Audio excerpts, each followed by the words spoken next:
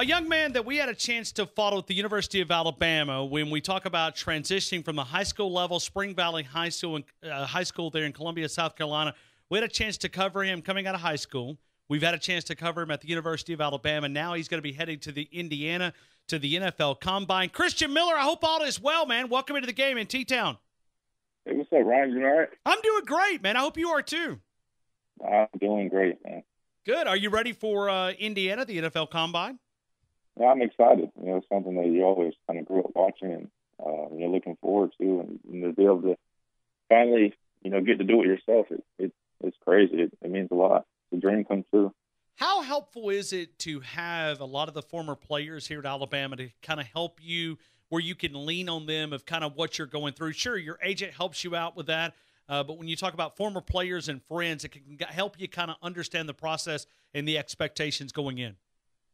Oh, it's huge because they've all gone through it. We have double-digit guys that attended every year, so they let you know what to look forward to, what to expect, how to handle it, and you get a lot of good advice from them. It definitely pays off, I think, for everybody at our school that ends up going because, like you said, so many guys go every year. You just kind of feel like you've already done it before, just because from all the things you hear from everybody around the organization. We had Ozzie Newsome, which is certainly an Alabama great, a couple of 3 or 4 months ago. We had him on the show, and we were talking about Alabama guys because he's so prominent about drafting these Alabama guys. And we asked him one of the reasons why. And he said, well, when you sit down and you talk to an Alabama guy, he said it feels like that you're talking to someone who just has a different grasp of the game of football. He described it as having somebody as a PhD. So when you talk to those Alabama guys, it's like having someone who talks about having a PhD in football. That has to give you confidence because you've been in a system that's very similar to the way that they do it in the NFL, that you have this much knowledge playing under one of the best coaches that ever coached the college game.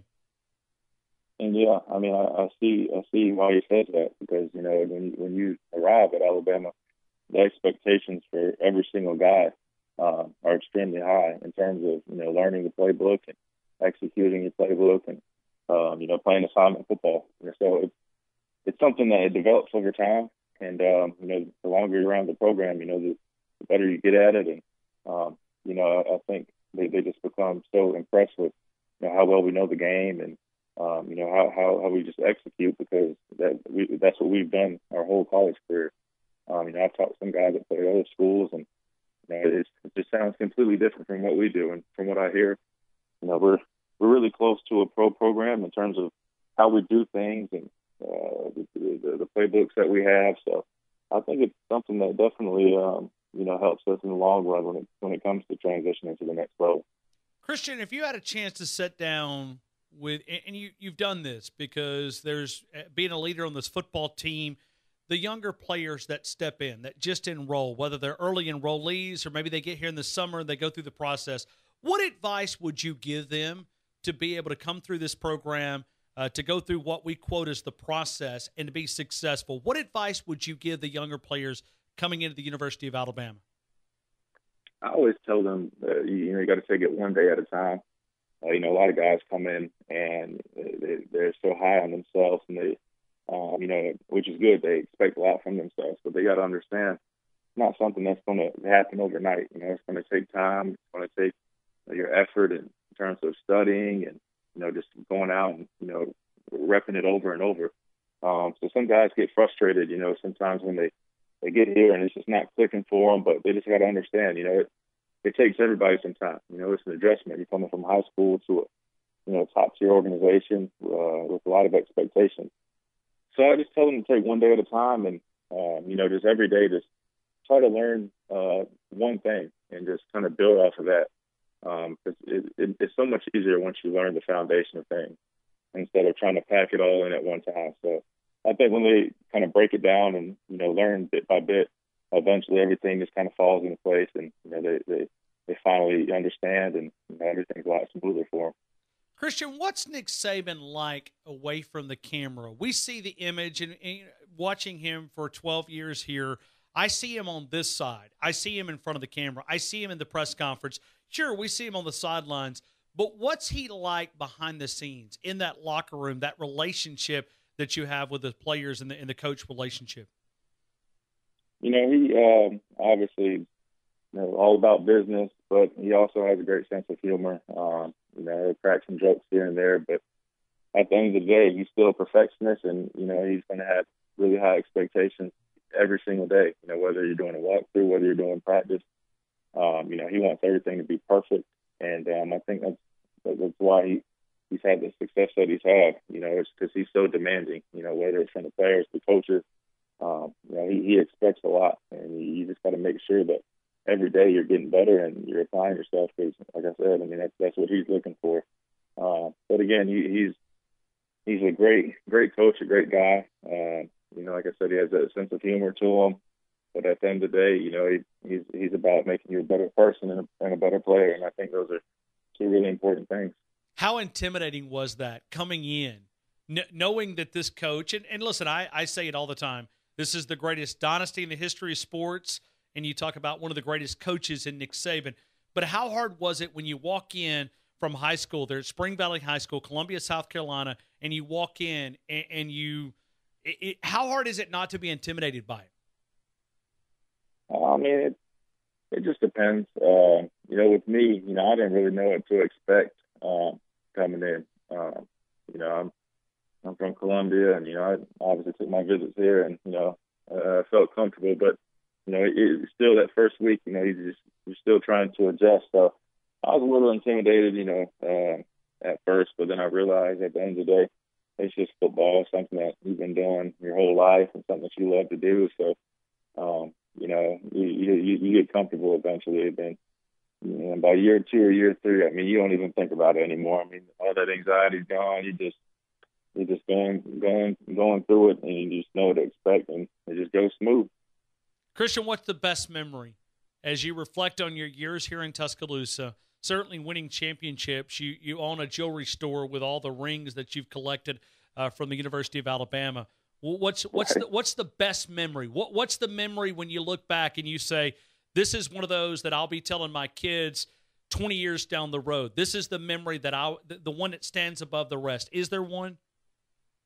Honestly, every time we've won a championship, those are things that they're priceless. You can't really put a price tag on those things. Sometimes when you're at a school like Alabama, I think sometimes people can get caught in the flow of things, and they just think those things just are going to happen with you being at a school like this. But that's not the case. And they're hard to come by. So anytime you have the chance to reach national championship, and you have the opportunity to win one, there's no feeling like it. And I know that probably seems like everybody would expect that, but surely just being in that position after when you look back at all the work you've done, starting with the winter workouts, going into the fourth quarter programs and spring ball and summer workouts, when you look at everything from that year and you put it all together, then you tie the bow with that championship. There's no better feeling, and especially with the 2018 one, where we had all the injuries, including myself, and found a way. We didn't finish the regular season how we wanted to, but we got in the playoffs and finished it right. And that honestly meant that season meant the world to me, just to be able to come back from a tough time in my career and have a role in that playoff series and ultimately win a championship. That honestly is probably the best memory I have. What's it been like to have a father that went through this same process, that understands what it takes to play not only at a high level when we talk about this side of things, but the other side, going through the process, to be able to lean on that expertise? No doubt players, former players, friends, best friends help you with that process. But what's it like to have a father that knows what you're going through, that can help you, guide you as well? It makes it a lot easier because they know what to expect. They can help guide you. And you've also seen somewhat, part of it kind of growing up. So it helps a lot, and it's a blessing to be able to have someone that has been in this situation and kind of show you the ropes. And I think it's really helped me a lot throughout my career.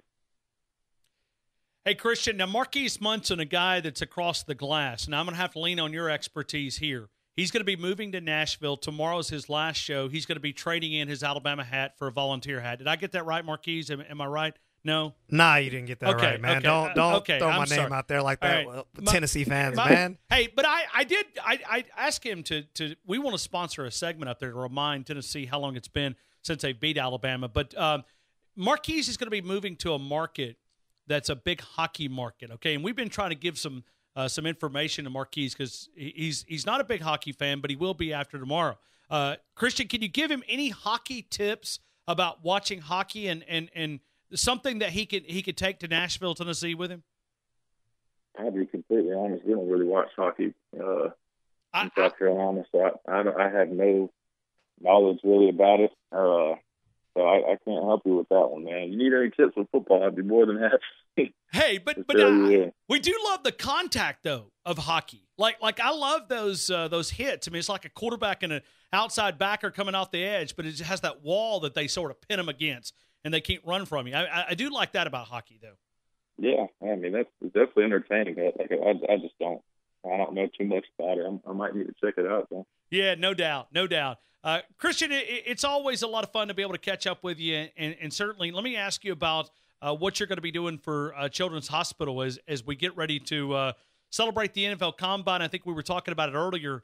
When you look at individuals who come through the University of Alabama, you're going to be hooking up with Children's of Alabama, which is Children's Hospital, and going to be able to have a chance to make a pledge. Folks can get involved. Talk about that. Invite people. I know for one, they can go to your Twitter account and get more information. But talk about what you guys are going to be doing there as Christian Miller going to be jumping for Jaden and have a chance to support Children's Hospital of Alabama. Yeah, so I paired up with them, and basically I'm dedicated my vertical jump at the NFL Combine to Children's of Alabama. You can either just straight donate to the cause, or you can pledge for every inch I jump a certain amount of money. Then however high I jump, then I did take the toll. But so basically, you just go to www.budget.org/Christian-Miller, and you can see the page. I was inspired by a little buddy of mine. His name is Jaden. He was recently diagnosed with stage 4 neuroblastoma. I just saw how it affected him and his family. And, it really just, it touched me. And I just wanted to, use my platform, my opportunity to try to do something to help him and help all the other kids out there that are kind of going through these things.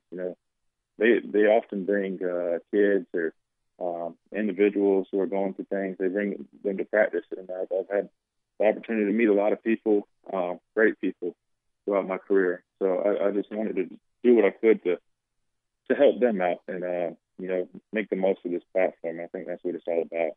Sometimes people can forget that, when they're on the big stage. So I just want to make sure I do the best I could. And again, it's Children's of Alabama. And you can go to www.budget.org/Christian-Miller.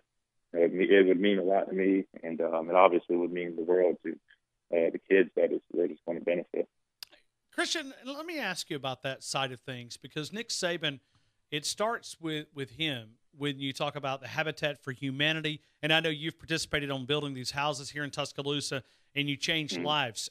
How rewarding is that when you have a chance, and I know you've done some of these visits where you go to these hospitals, have a chance to lift these young men spirits. What's it like? Because, we grow up in this state. We have a chance for an Alabama football player to come into the room and sort of just encourage them to continue to fight this horrible disease, whether regardless of what it is, or just maybe a struggle in life. What's it like to be able to walk in and lift those young men's spirit, to be able to kind of motivate them to continue the fight?